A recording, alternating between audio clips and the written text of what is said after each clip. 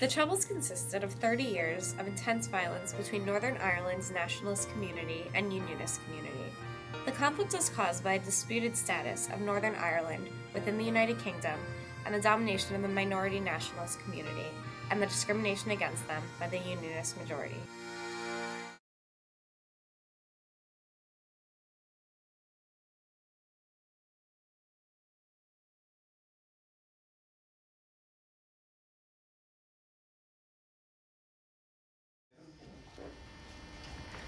I don't support Sinn Féin, but I'm afraid I'm like the people that Bernadette spoke to yesterday. It's not only ordinary folk who you were speaking to yesterday. I must say that I was totally bored by the protests yesterday. I understand that both Sinn Féin and the SDLP had done something, but for my part, I wasn't terribly interested in either of the protests. Yeah.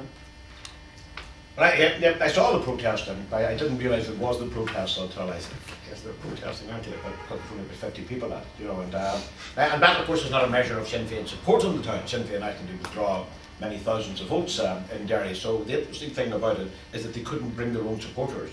All the people I saw were either full-time party workers and city councillors and so on like that. There were no rank and file, all chiefs and no Indians. Is that an offensive thing to say?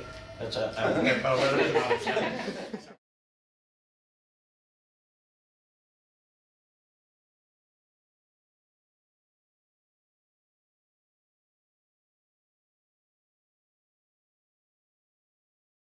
Well, I really don't want to fall back, 'cause you don't seem like you care.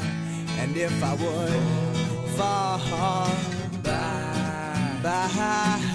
you don't seem like you care. Fall down your back, fall down your back, fall down your back. You don't seem like you care.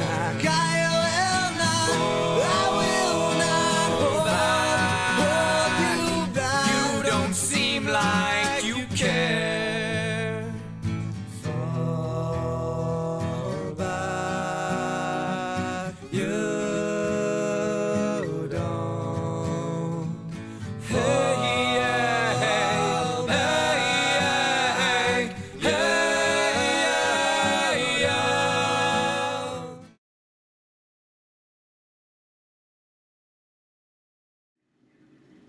Catherine Cook is a woman who lives in the town of Derry. In her interview, she recalls an event that changed her life and led her to become a civil rights activist. Well, there was, I suppose, one major event that drew me to become involved in community development work, and there was 2 bombs planted in our housing estate, and it was nearly Christmas time. And our local football team was having a big charity event in one of the local bars, so most of the community was at this event, and my father was not at it. He was he trained hackney horses, and he was showing them that night. And when he got left off at the end of our street, he saw people behaving suspiciously. And he went to my house, and I told my childminder to take my children and take them to the back of the house.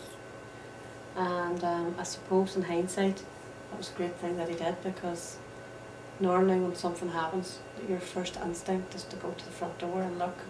Second bomb, people had come to the front doors to see exactly what had happened. And the second bomb was planted at the front door of, ironically, well, I live in a predominantly loyalist housing estate, which would be 99% Protestant Unionist or loyalist. The man who was killed in the second bomb was a Catholic who lived in our community, but who'd gone out to see what the noise was in the street. And the bomb was actually planted at his front doorstep and killed him instantly. We had families who were living in their kitchens, and their kids were sleeping under kitchen tables and sleeping bags and ready to flee their houses for fear of attack from the others. And both communities were feeling the same way.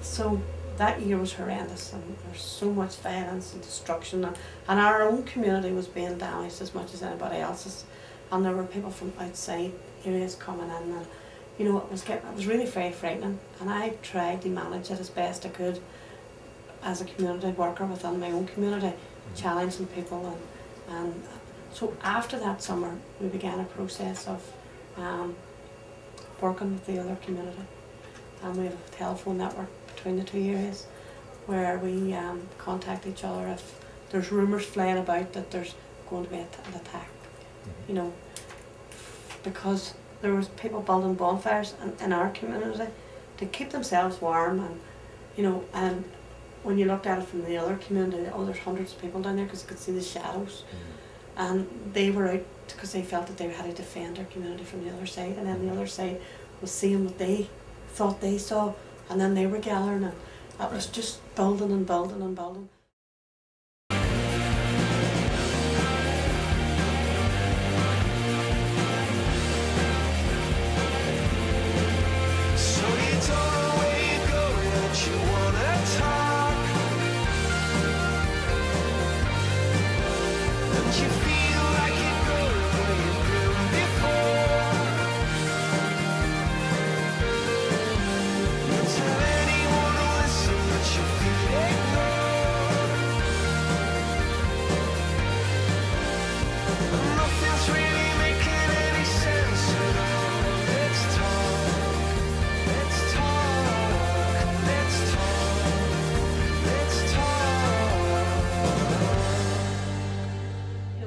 Linfield Football Club came to Derry recently to play Derry City in a friendly match, and myself and an elected member of council from the Protestant community, her and I both went along to this match because there was potential for violence, so we went along, and like, it was terrible.